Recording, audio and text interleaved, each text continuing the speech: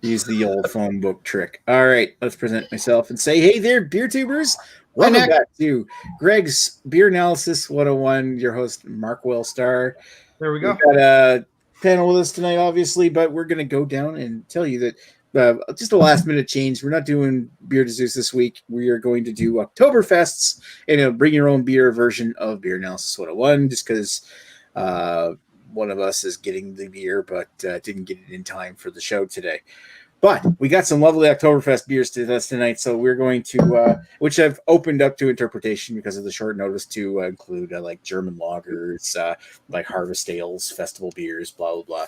Any kind of Oktoberfest season kind of beer, because Oktoberfest isn't just about Marzens. So let's go to the panel that we have with us tonight and introduce Mr. Ashley Sexton of Sexton Brewing Co. Hello. How's it going? So it's a good thing I'm open to change, and I'm adaptable and creative, and I was able to find a beer tonight, despite the late notice. Very late. That is hard to accommodate during these pandemic times. So I'm happy to be here. Thank you for having me. So what did you bring with you tonight? Oh, okay, yeah. I'm just drinking this pile of garbage. Muskoka Brewing Harvest Ale. Oh, there you go. They just spew out the exact same beer year over year, and yeah, we'll talk about it. Yeah, to talk about it. Actually, I think the plan was to do that for beer analysis too. Anyway, so bit of a preview. So let's go over to Mr. Redbeard. How do you tonight, Sir Carey? I'm doing good. Doing good. Thanks for having me. Hope you're going down. People of the beer of the Festbiers and stuff. Yeah, Oktoberfest. Like what'd you bring you with? What you bring with you tonight?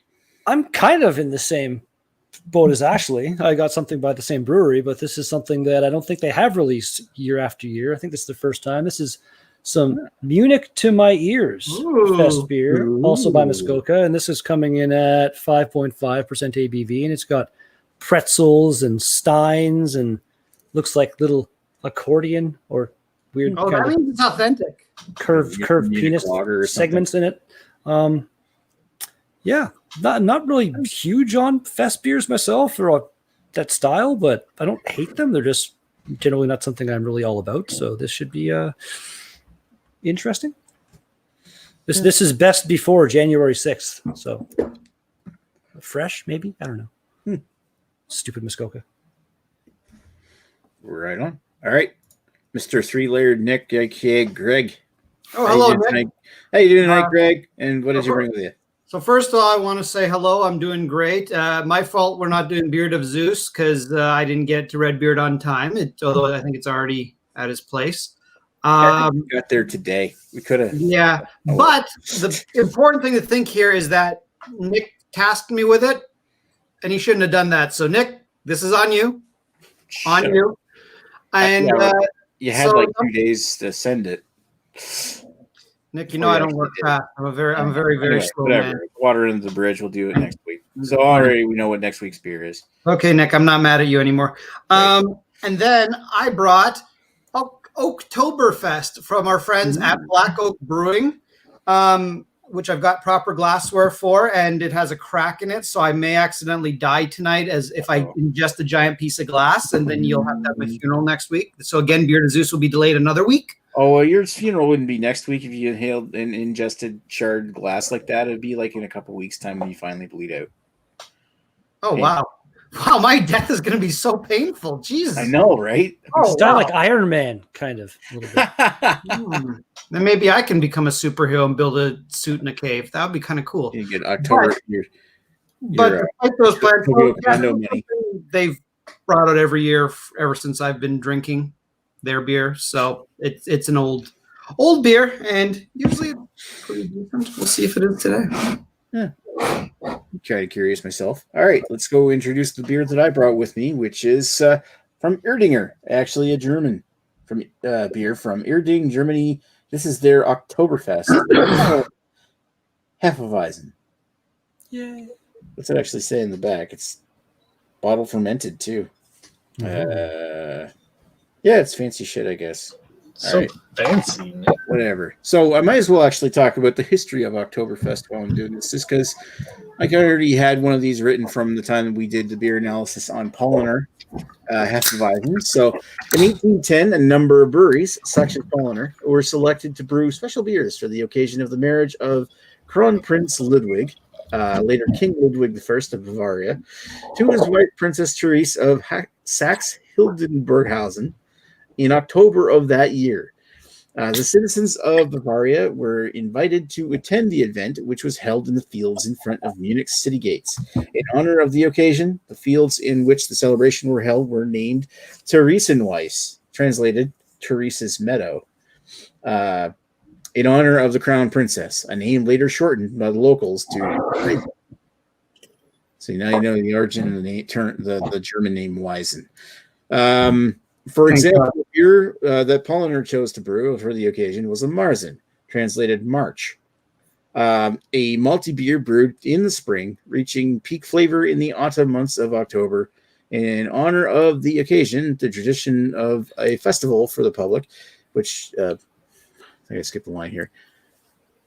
In honor of the occasion, the tradition of a festival for the public, which traditionally consisted of horse races, continued with the exception of the Napoleonic Wars. And beginning in 1815, the festival became a yearly event. In 1818, the first beer tents appeared at the Weisen, a tradition that continues to this day as the Oktoberfest in Munich, the world's largest folk festival, with Polliner still one of the main suppliers of beer, though now Oktoberfest occurs in late September. So yeah, it's like late September, early October is usually the traditional Oktoberfest time.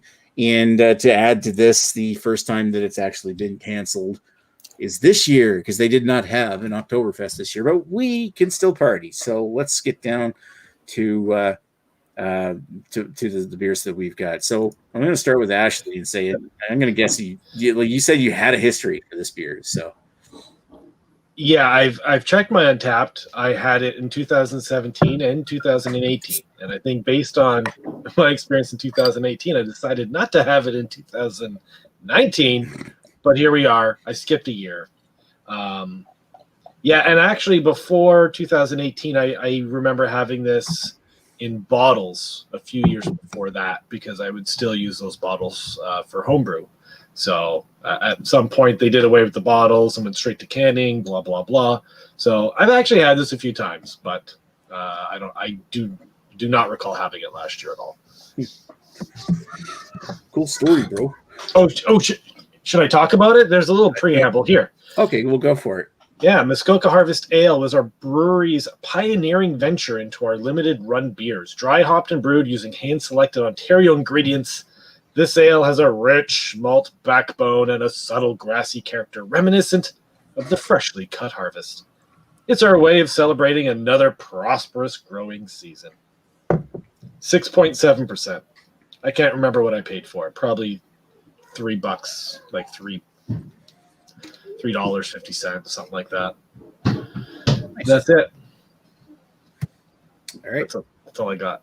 Yay. All right, let's go over to Redbeard. Redbeard, what's your history of the one you got? Nothing with the one I have. I'm just kind of scrolling through my channel here and searching for like Festbiers and Oktoberfest beers and stuff like that. And I've had a good couple dozen of them at this point. And yeah, they're not something I dislike. They're just overall not something I super enjoy, I guess, compared to the other styles of beer that are out there. But it's okay. Right on. It's all right. All right, and Greg, I think you mentioned something about you've had this beer every year since it's come out. Like, when did it first come out? Your recollection? I don't know when it first came out. I believe I've probably had this beer every year since when did I start drinking? 2012, I think. So either 2011 or 2012. I'm sure I buy a can of this, or at the time maybe a bottle of this every year because it's cheap. It's okay. It's kind of puts you a little bit in the Oktoberfest, October season mood and leading up to Halloween and pumpkin beers. So it's always one of those things I usually pick up. Now I've only untapped it twice. This isn't really something I feel the need to untap every time I have it. First time, November 1st, 2014, the infamous night where I drank 550 beers in one night. Didn't feel so good the next day. And then I had it again in September 18th, 2020. Oh, that was not too long ago. I forgot I untapped that. Wow. I'm actually very really, Greg. Oh God, you need help. I gotta stop stretching. Okay. I actually have had that before. Sorry, go ahead. Do you want me to read the back of the can, or do you have enough information about Yeah, this? we'll go for it. Tickle our fancy. Making This some content seasonal right brew now, is carefully crafted as a style most known for celebrating the Bavarian festival of Oktoberfest in early autumn. Its radiant copper color and bready malt flavor make this refreshing lager a mouth-watering favorite. Then they go into some spiel about Black Oak. So this beer did not come out before 1999, simply because Black Oak did not exist before 1999. And its ingredients: water, barley malt, wheat, hops, and yeast. No corn to be found in here. You know it. And there's also a pretzel on it, so that makes it authentic. Yeah. Oh, and here's a weird thing that doesn't exist all that much. OCB label, the Ontario Craft Brewers, which doesn't really seem to exist much anymore. I guess Black Oak might still be Yeah, part you of it. don't really see that logo much anymore. It's kind of been downplayed. You don't give a shit. Yeah. Well, it used to be when there was like 30 brewers in Ontario, like 25 of them were part of that, and the guys who weren't were like considered outcasts. And now I don't think it matters anymore. It doesn't matter. Yeah. Craft beer's kind of been a movement that's built up its own momentum, and that harkens back to a time when craft beer was trying to still be taken seriously. Harken back. Harken back. Anyway, I look up What are we, 85 years old? October. Harken. Yeah, exactly. I remember a time way back yonder when the world was full of malarkey. So yeah, Oktoberfest Black Oak first came out in 2011. So there you go. And I actually did have Oktoberfest once. I think Chad sent me a bottle, but the label's changed since, so I didn't recognize it. All right, so let's introduce the beer I brought, which is, of course, we all know Erdinger from their wheat beers, like the Erdinger Dunkel, the Erdinger, the regular Erdinger Hefeweizen. What's the gold one called? Forget. Erdinger Gold. Seems like a most logical choice. I mean, It's not Erdinger Gold. It's Picantis. Erdinger Picantis, which is their Weizenbock, which is their strong wheat beer. This is a bit of a different one. Like I didn't have this one up for the first time until last year. I'm not sure exactly how old this is. Is this a traditional Erdinger beer? Is this like a traditional Erdinger, like a Hefeweizen they brewed for the Oktoberfest party because they're the ones bringing wheat beers to this event or something like that? I don't really get it. There's really not much to say on the bottle except for the ingredients listed in about 4 different languages, including German. So yeah, all it really mentions is it's 5.7% ABV and has a bottle fermented. So it's actually spiked with yeast. So it's a little bit stronger than their normal Hefeweizen. So it does come off as being a bit stronger. I can't remember if I reviewed this or not. I thought I did, but say tray 4. Ooh, all right, let's go talk amongst ourselves. And actually, we have a slew of comments. Yeah, I can pick up the comments. Some of our favorite Lees. Oh, we've got multiple Lees? Yeah, we have multiple Lees. Oh, right, it's like a little orgy. I love those. Ashley front and center.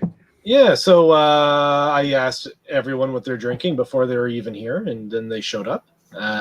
Lee from High Tide. I was going to say Low Tide and Vibe. From High Tide and Vibe. Especially the comment that he has. Nick, as the owner of this channel, will you now, once and for all, denounce Haysbro beer supremacists? Oh, shit. Yeah, I'm not going to go out and call like the Haysbro boys or something like that. I'll tell them to stand by. Stand by and stand down kind of shit. Yeah, no, I'd be saying that all beers need to be drank equally. There we go. All right. I'll denounce supremacism. That one's accurate too. Then we have Basement saying, "Will you just shut up, Redbeard, Joe Biden, and Nick collectively?" Such a weird title right now. Funny. All right. Lee is Manly is drinking a nine locks Harvest Pumpkin Ale. He's laughing at Basement, and then Basement says, "Lee Russell killed those pumpkins." No. Cannot deny. And then Lady Lee says, "The hooligans are loose." Are they This is ever? true. We're running wild. And then Redbeard's shaking everyone's dick. And then Lady Lee goes, "Everyone's sexual fantasy, the Leah sandwich." Oh, yeah. And then Basement says, "Awful punctuation, Dan Beard."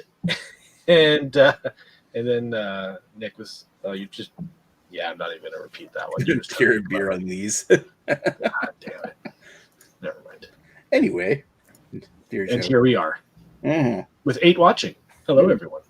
Hello, 8 people. Yeah, let us know what you're drinking. We are having a party with the Oktoberfest. We're having Oktoberfest. Now, Nick, I thought we were supposed to get large-breasted German waitresses to serve us. What happened to that? Oh, well, they're stuck in Germany. They couldn't get through the border. Oh, fuck. They had their hands full too with the huge thing. Ah. With their steins, and they're carrying like 20 at once. Mass. Yeah, they pre-filled them in Germany, so they're going to be super delicious by the time they got here. Super fresh.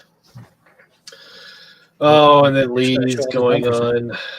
See, this is the problem. Lee is just feeding into what Nick started, and then he's like, "Give us a little leeway." Yeah, these glasses. I just should have went out and bought more of the Oktoberfest. I could have used this. Ew, Did I mispronounce your name, Yeah, Lee? I apologize. I'm pretty sure I said Lee. You said Leah. Oh, I did? Oh, well, whatever. It's your mom's fault for spelling your name wrong. I'll apologize once, and that sort of covers me for every other time. You're on it. Way to victim blame their red beard. Hey, that's how I roll. All right. Yeah. I'm not really done drinking beer yet. I'm just enjoying this stuff, this shit. You're drinking shit? Nick, don't drink shit. Don't drink shit, man. I ain't drinking shit. If you're drinking shit, you need to change your We diet. definitely drank enough shit on this show, that's for sure. Oh my god, that's true. All right. Are you ready to give some thoughts on yours there, Ashley? Sure. Okay, let's go over to Ashley. For being only 6.7%, this smells very boozy.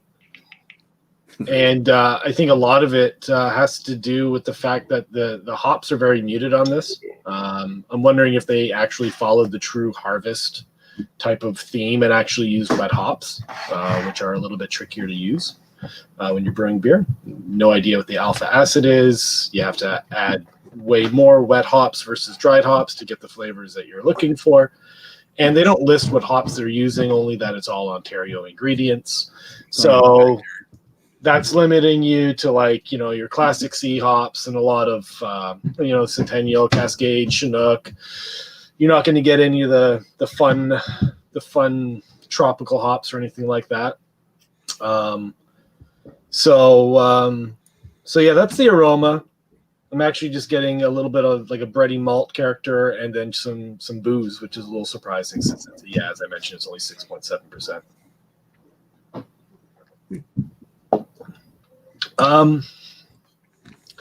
When I think of Harvest Ale and really, I mean, Harvest Ales, it's not really a style. Let's be honest. I mean, at least like the beers that you guys have, they're actually fall into a little bucket of like a style, so you can sort of compare and gauge and stuff like that, and what's right, what's wrong. This is just totally just up to your own interpretation of it. For a Harvest Ale, given the time of year it comes out, I was probably expecting something with a little bit more malt complexity to it. A nice base malt, but then maybe, a nice, caramel malt or roasted malt, something to sort of, add a little bit more sweetness or a little bit more flavor to it, up the body. But this one, it actually comes across very, very basic with the malt. It's very much just sort of bready, and that's about it. Bready, alcohol burn, a little bit of a nondescript hop presence. It sort of drinks like a beefy blonde ale. Like, you know, how like a blonde ale is just like your basic run of the mill. They probably just use like 2 different types of malts, 1 type of hop, and then just let it go. And then, you know, relatively low IBU. And this is sort of what this sort of drink's like. It's just like a beefed up blonde ale, but you know, you're not getting a lot of complex flavors from it. You're getting like 2 malts, 1 hop, and that's it. Yeah. That's it. Let's see.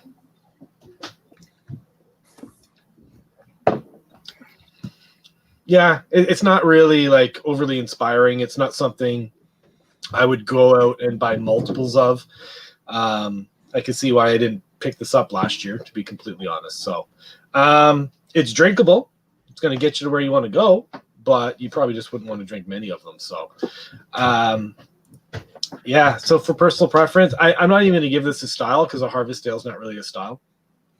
So for personal preference, I'm just going to give this a 6.5 out of 10. That's what I give it. Nice. All right, let's roll it on over to Mr. And by the way, thank you, Ashley, for that. No problem, my pleasure. I want to see you like a Yes. crystal swine. All right, Thank let's you, go. Ashley. Thank you, Rash. Thank you for always making the people that go after you just. Well, you're drinking a different beer, so it's not like Yeah, coffee. It doesn't matter. tasting If it. I was drinking the exact same beer, I would still be like, okay. You've done far more beer reviews than I have. Doesn't mean that you're still the one with the palate, man. You've got the fucking palate. You've got the ability to describe things way better than me, and I never fail to be jealous of that. This is okay. It's very, very typical in my opinion as far as a fest beer goes. Very malty. It's got a bit of a kind of bitterness thing going on, but not like actually would know more than me. The bittering hops that you can use that don't really add any kind of aromatics or anything to it because it just smells bread. It smells like bread. Yeah. And then it's all right.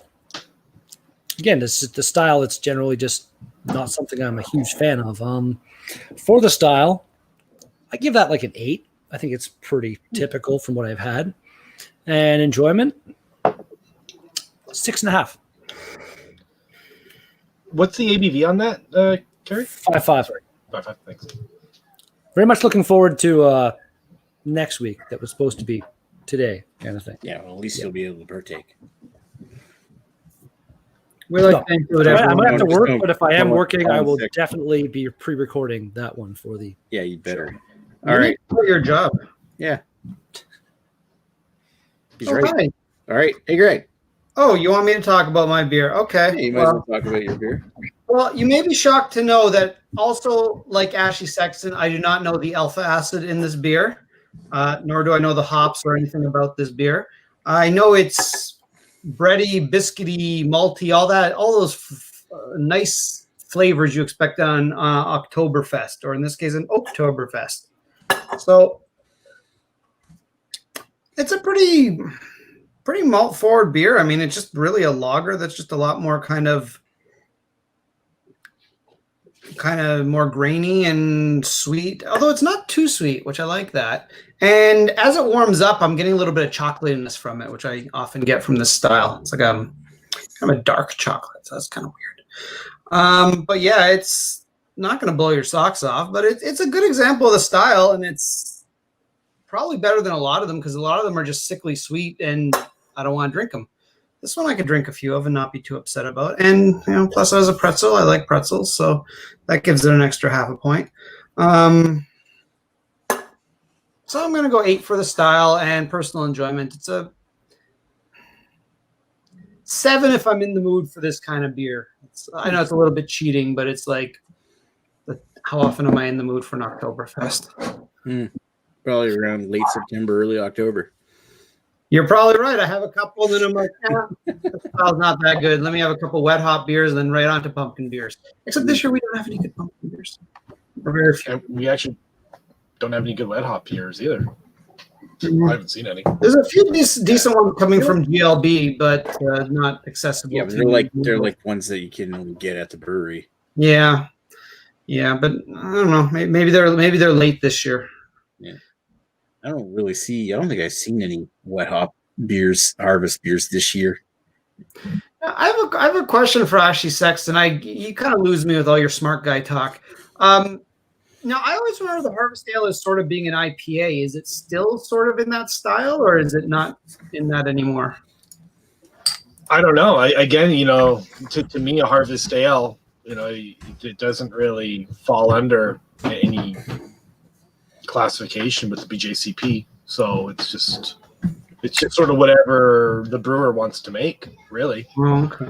I just remember it being fairly hoppy. Well, for me, like when I harvest my hops at the end of the year and I do a harvest ale, the last few years I basically just did a straight Cascade, Cascade bittering, Cascade late hop additions, and then Cascade dry hop. So I guess it was more like an IPA or a pale ale. However, the alpha acids sort of dictated what the IBUs were. But it's just up to interpretation, really. I hate those alpha acids. Yeah, I'm looking up to see if I can find out what Muskoka even calls the thing on the site. Untapped identifies it as American IPA, but I don't even think that's what I would call it. Well, they did mention mention cat's head like a monkey there, Greg. You're doing your cat's head there. It's like a hoppy amber, but a bit pulling a knot out of multi one. Oh, nice. Strong Imperial. Yeah, I mean, they do say here that it was dry hopped, but I mean, you can dry hop any style you want. Like this doesn't have the bittering behind it to call it an IPA. If that's what they're calling it, it's certainly not an IPA. I want to try a dry hopped barrel aged stout. Ooh. I don't know how that would work. Probably be weird. It was more a joke than anything. Yeah. You could do it. I just I feel like this particular beer right here, if this beer that I have right here was dry hopped with something nice and kind of maybe a little bit fruity or something, I feel like that would really make it something for me. You're saying it's Cascade Centennial Chinook and Chinook hops from Hey-Ho Farms. Hey-Ho. Hey-ho. Hey-ho. All right, let's go. I'm sorry.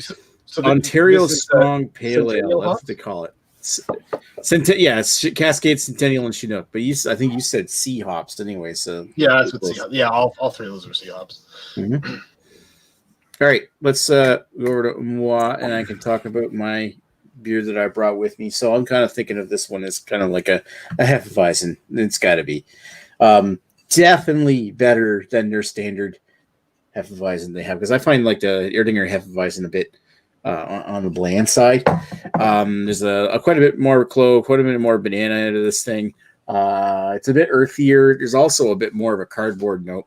It's smooth and creamy, but it's a little sweeter, and it also weighs a little bit heavier on your palate. It's definitely meatier. And I'm thinking, like, they call this an Oktoberfest beer, and usually Oktoberfest beers, when you see those women bringing in the big giant mugs full of this, you're assuming that you're going to be drinking several of these in the night. I don't think I really want to drink that much of these. I'd get sick. It doesn't go down like smooth and like water like that, like a good Marzen would. Oktoberfest Marzen would, or a good Oktoberfest Hell's Lager. But at the same time, I do really like it. Brown bread, banana sweet clovey finish on it. It's somewhat dry. I think I'd have to give it a 7.5 for the Hefeweizen style and a 7 for overall enjoyment. Just because, I like it. And I think I like it better than Erdinger's regular, their regular Hefeweizen, but at the same time, it's good. I find it a little heavy. That makes sense? Absolutely. Yes, you make the most sense, Nick. It does make the most sense. I have some comments to catch up on. Okay. We have a chatty bunch. How far back do we have to go? I'll pick up where Lady Lee says it's pronounced Lee, not La. Leah. La. And then Hardy says, I will accept the one-time apology for all future mispronunciations, which I appreciate. Thank you very much. That applies to broken dick pics too. There we go. Lee says we give other people leeway as well. We are benevolent. We are Legion. Oh, I see what Lee did. Greg says, can't wait to have a leeway. Redbeards don't do anything illegal. God. Lee says Lee is law. And then Judge Dredd would totally agree without the extra A. I hate my tablet. It's fucking keyboard and this thing sucks so bad. Manly Things says, I think that's more of an example of breweries trying to improve the chances of selling their harvest ale by hopping it up a lot. I think that was in reference to what Greg was asking me about mine. And then Lee correctly suggests that Redbeard totally got blasted out of his head before doing this, right? I'd love to try a barrel-aged potato chip cream cake stout, y'all. Sounds and amazing. It's true. He did take a few hits from the bong before, but it probably didn't hit yet. I did not go that far. No, it's a dry hop stout. It was just a random funny suggestion. It was. And then, God, Nick. He spelled it wrong. He failed. Stop leading us on. Oh, Jesus. Other lead, York. And then Basement says, what's next week's barley wine? The other one, they amalgamated into one with the two E's and then the 80H. So Nick, you failed. Well, all on the account of Redbeard here, we're doing Beard of Zeus. Beard. We are doing Beard of Zeus, but this is the part of the show where we decide which one we would like to have out of all the ones that were offered. All right, so I'll start with Ashley and say, which one of the ones that you've heard about tonight, which one would you rather have? You know what? I went through a process on this one, and I thought for sure common denominator. I thought for sure after listening to Redbeard and Greg, and I would have. I was leaning towards yours before you even said anything, only because it's the only one that's not North American, and would probably have the best ideas to what a proper Oktoberfest beer would be. And then you said it was too heavy, and I didn't like that because a Marzen or an Oktoberfest beer or a Festbier, any of that is meant to be something that is a nice balance between sweetness, bitterness, easy drinking, but is relatively light. So you could literally guzzle gallons of it and not get tired, not have palate fatigue. So all automatically, Nick, yours is out. So you know what? I'm going to go with Greg's option from Black Oak because they've been around long enough and they're so old. You want to try my take on the same brewery as yours, making something different? Come on, man. No. Come on, Ashley. No, not even close, because I know what Muskoka turns out. I have it in my glass. I know what yours tastes like already. This is part of their Moonlight Kettle series, man. Small batch. I know, but I honestly haven't had a good Muskoka beer in ever. so I'm going to go with Greg's. You'd say in ever? Really? You honestly, you've never had anything that you've liked from Muskoka? Is that you're saying right now? Really?